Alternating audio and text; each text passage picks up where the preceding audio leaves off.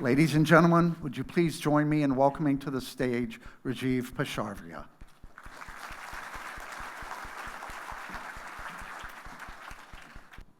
Good morning. One more time. Good morning. Thank you. You're at an energy summit, right? Very good. Welcome. Once again, on behalf of the entire team Iclif, on behalf of our sponsors and everybody, welcome to LISA 2015. Question: what does happiness really mean to you? Now, if you're finding it difficult to get a crisp answer really quickly to this question, you're not alone. Because that's the situation with most people. Not this trip, but the previous trip, even when the world's most powerful man came to Malaysia, President Obama, a little Malaysian girl on TV asked him in an interaction, "Mr. President, what does happiness mean to you?" And this was his response: "You guys in Malaysia, you ask very tough questions. I tell you, that's a very philosophical question." He went up and down 5 times, and then he came up with a response and said what it means. The point is, even the world's most powerful man had to think and walk 5 times up and down before he could answer the question what happiness means to him. Therein lies the problem behind the leadership vacuum that we see around the world, despite massive investments of time and money in leadership development. We contend at Iclif that unless you can truly and deeply answer what makes you happy, what makes you sad, and what makes you really angry, you cannot be a leader, you cannot be successful. And that's the genesis of our research that started many, many years ago on leadership energy. What is that force within that keeps real leaders from giving up? We started this journey a long, long time ago, and I'm really pleased that we are here today into our 3rd year of LISA and into probably year 15 of the research on leadership energy. So what I'm going to do, if you'll allow me to, is give you a brief background of what we mean by leadership energy and where we are today with this whole concept of leadership, happiness, and success. The 3 words that we keep chasing, most people keep chasing their entire life, and they remain elusive despite all of that. So to start, let me take you back about 15 years when we started this research and introduce you to some very successful business leaders. Here were some names that were being taken every day as successful business leaders of the time. They were successful because each one of them amassed a huge amount of wealth. Look at those numbers out there. Some of them got paid as much as $200 million for 11 months of work at a company, and so on and so forth. So by any means, if you measure success with wealth, they were incredibly successful people.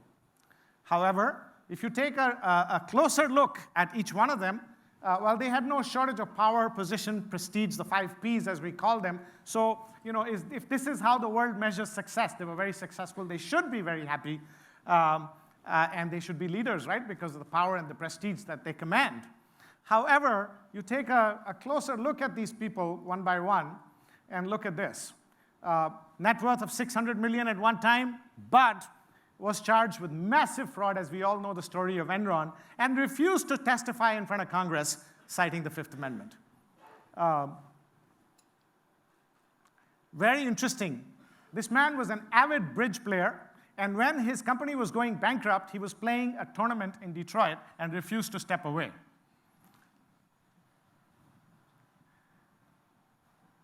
John Sculley needs no introduction. He was instrumental in getting Steve Jobs out of the company that he created, only to get fired himself later on because of mismanagement. Mr. Tycho, again, serving his 25-year prison sentence, $81 million of unauthorized bonuses he paid to himself, and much other financial mismanagement. John Corzine, the head of the organization I used to work for at one time, Goldman Sachs, but then when he was CEO of MF Global, he wanted to catch up with everybody else and show how good they were, and led his company to bankruptcy also.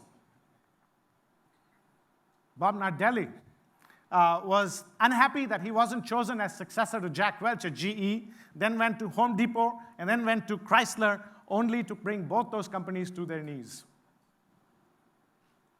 And of course, Leo, CEO of SAP and then at HP, in 11 months, he was paid $25 million at HP, and in that tenure, HP lost $30 billion in value.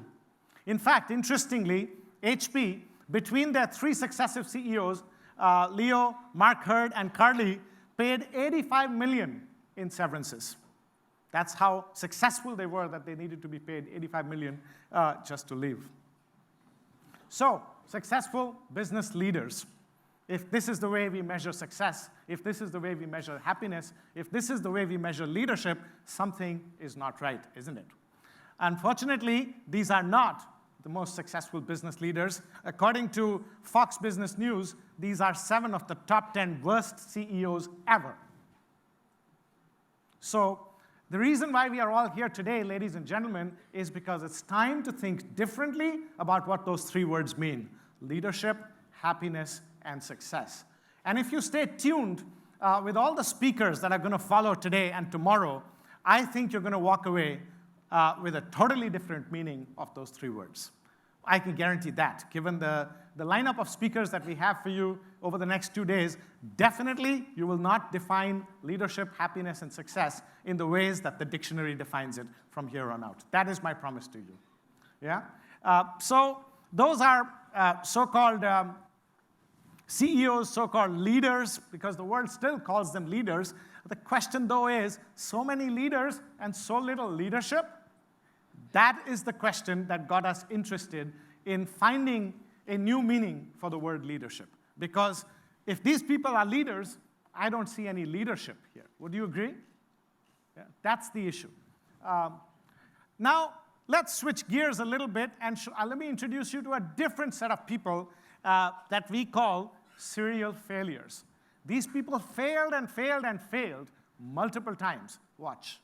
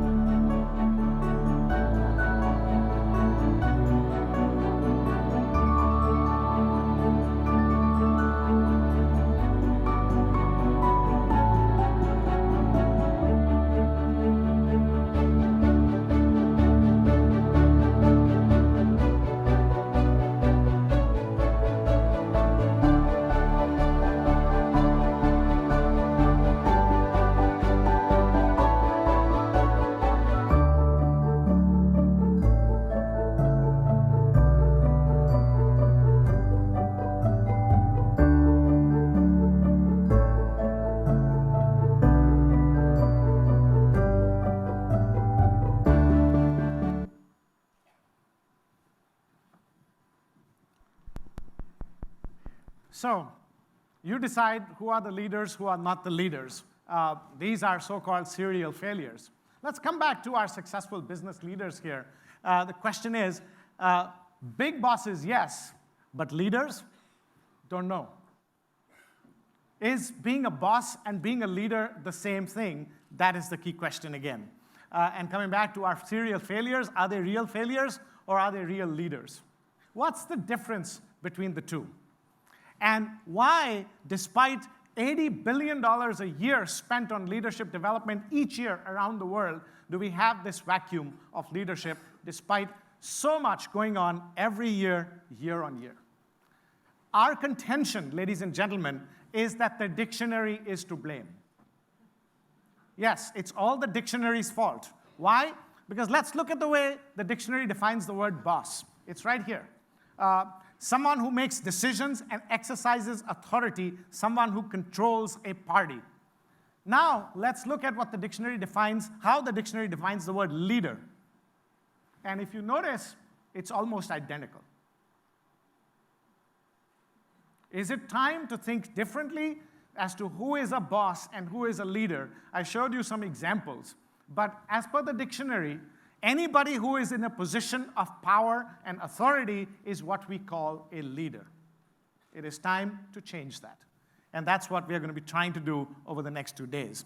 We looked at this $80 billion problem a long time ago and started researching, as I said earlier, for a new meaning, for a new way of thinking about things. And some of that research is already out there that we've been using in our programs and in our seminars around the world. Some are still underway. Some of you may be familiar with what became Too Many Bosses, Too Few Leaders, which is the basis of some of our programs that we run. And then this one here, Quantum Mechanics, Spirituality, and Leadership, is something that you will hear about over the course of the next 2 days, is our ongoing research about what is the true meaning of life. What is true happiness? Does spirituality have something to do with it? Does science have something to do with it? All of this is ongoing research, and you will get glimpses of that over the next 2 days. But after all this research, we tried to answer the question, what is leadership? What is the difference between those so-called serial failures and between real leaders? And to cut a long story short, here's what we found. We found that you do not become a leader when you win an election. You do not become a leader when you get promoted to a big title or a big office. You do not need an appointment to become a leader. To be a leader and to start your leadership journey, what all you have to do is close your eyes. Close your eyes and see vividly, imagine and visualize vividly the better future that you want to create for either yourself, for someone else, or for the whole world. That act of visualization is the beginning of leadership. Close your eyes and see clearly what is possible. Close your eyes and see clearly what you want to create.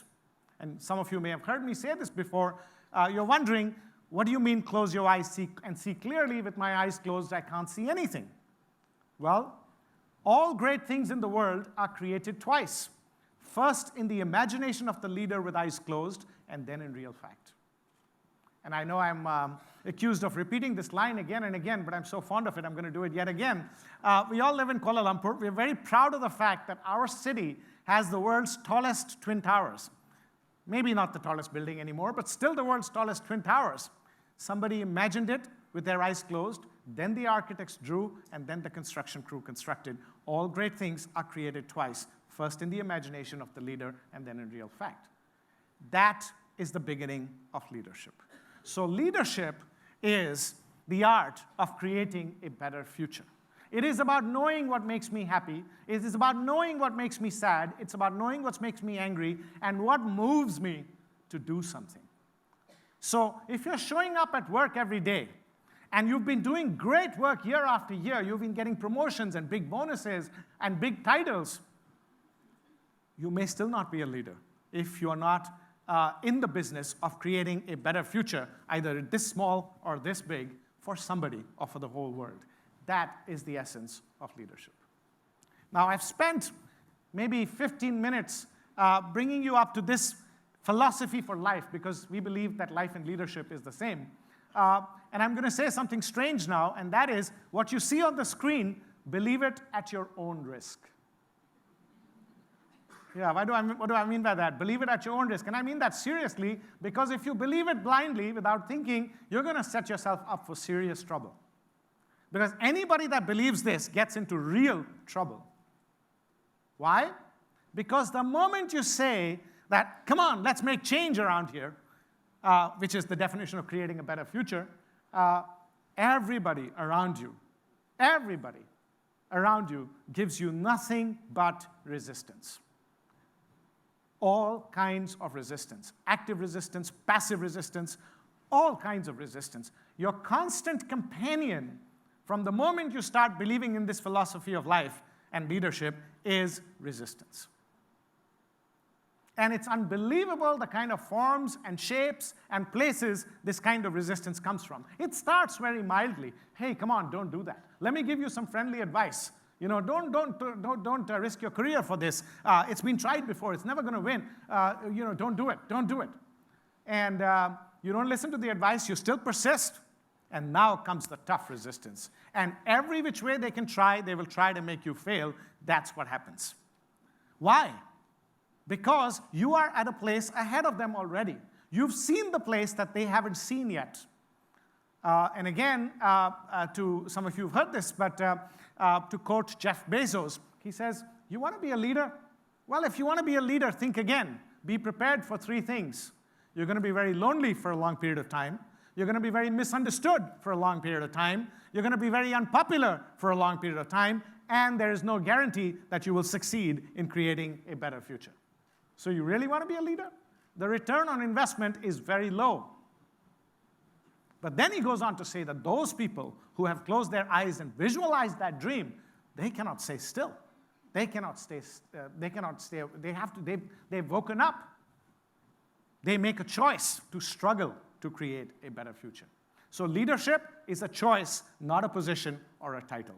And leadership, secondly, is a journey, not a destination, because there's no guarantee whether you'll reach the destination or not. So you better learn to enjoy the journey itself. So 2 things I'd like you to remember. Leadership is a title, leadership is a choice, not a position or title. Leadership is a journey, not a destination. Now, a former president of India, Abdul Kalam, said, the dreams that you have when you're asleep are worthless. It's the dreams that keep you awake are the ones that are worth having. That's what dreaming up a better future or visualizing a better future is all about, because it gives you a tremendous amount of strength to keep going. So then, resistance is going to be the name of the game the moment you start believing this. What do you need a ton of inside you in order to not give up? Energy. Deep, intrinsic energy in order to not give up. The difference between a leader and a non-leader is simply this. Non-leaders give up in the face of resistance. Leaders are able to find that force within which keeps them from giving up. In fact, the harder the resistance, the stronger they get. Because people want you to quit. They want you to quit because of jealousy. They want you to quit because of a whole host of other reasons. Or they want you to fail because they don't want the change to happen. Whatever the reason might be, these leaders are able to find that strength within, and that is the strength we call leadership energy. So let's complete this definition. Leadership is the art of harnessing human energy towards the creation of a better future. And that's what this 2 days is going to be all about. How do we find this kind of energy? Give me a few more minutes to explain how this energy actually emanates from within us. The first base is to get totally clear about our values. The few things, the few principles, the few ideals that you will never give up, no matter what, even if it means failure. I ask a trick question to people every now and then. So tell me about your deeply held values, and they rattle out a few. And I say, give me a situation or two in which it would be okay to compromise one of your deeply held values. And it's amazing how many great answers I get, how many creative answers we get when we ask the question. The fact of the matter is, if it is a deeply held value, if it's a truly deeply held value, you don't compromise it even once, right? So people need to get super clear about what are those principles that you believe in and live by. Whatever happens, you will not give up. You will open conflict with your loved ones. Somebody once said to me, well, if compromising one of my values ensures the well-being of my family, I'll be happy to compromise one of my values because my family is the most important thing to me. The answer is no. If you're willing to compromise it, it's not a deeply held value. So what are those things that this is what defines who you are? And a lot of people cannot answer this question. A lot of people cannot answer the question clearly enough, what are my values? But the moment you are clear about who you are and what your values are, life happens to you. Everyday situations of life happen to you.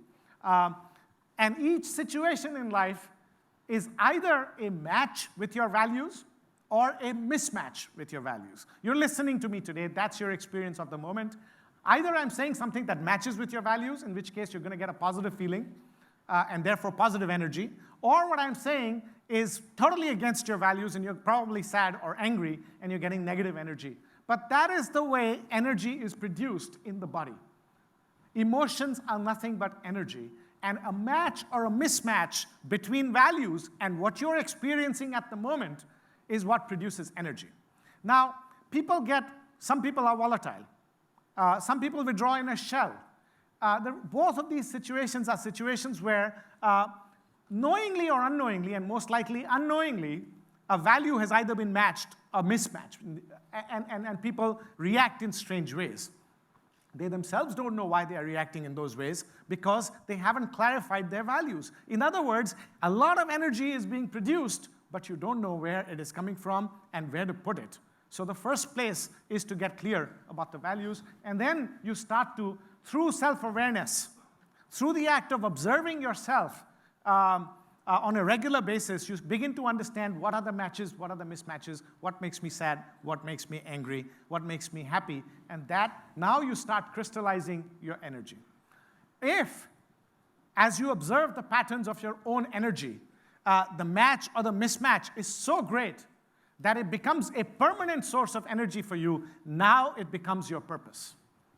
That becomes the what of your life. And the moment you are clear about who, why, and what about life, you are not scared anymore. You have lost fear. Any amount of obstacles, any amount of difficulty, any amount of resistance, you're ready because you're not afraid anymore. Without such clarity, people use the risk-reward lens in terms of leading their daily lives. What's the risk and what's the reward of doing this? Too risky. Let me not do it. Let me try something else. You give up very easily. But once you've discovered real purpose based on values, then there's no fear. So that's how energy is produced. And this is what the 2 days are going to be all about. You're going to hear stories about values. You're going to hear stories about purpose. You're going to hear stories about the inner energy and how it was harnessed. That is why I think from all the speakers that we have today and tomorrow, ladies and gentlemen, you're in for a big treat.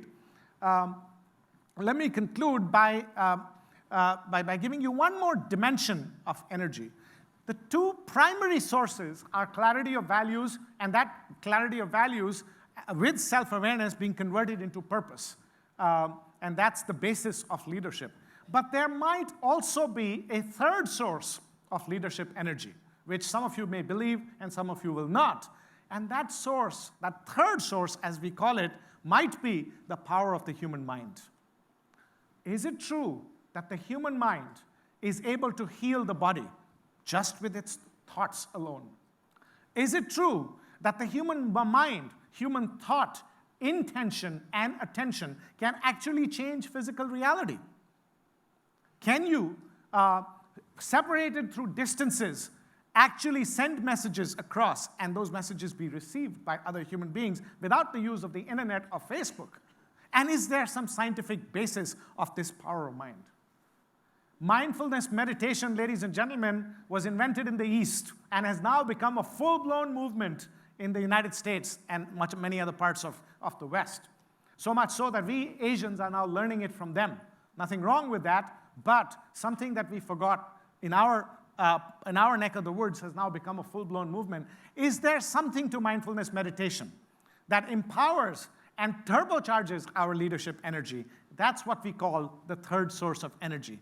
So what today and tomorrow is going to be all about, ladies and gentlemen, is going to be these three things: clarity of values, clarity of purpose, and the power of human thought, intention, and attention.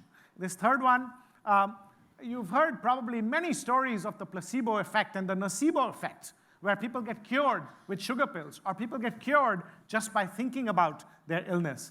Is there any scientific basis for that? And what does this all mean for leadership?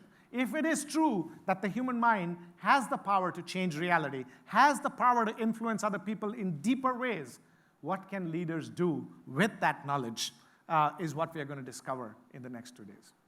So with that, I hope it gives you a sense of what leadership energy is all about. Some of you who've been with us in our programs and know this at a deeper level, enjoy the stories. Those of you, as Michael said, who are with us for the first time, hopefully this provided you a little bit of a primer on what leadership energy is.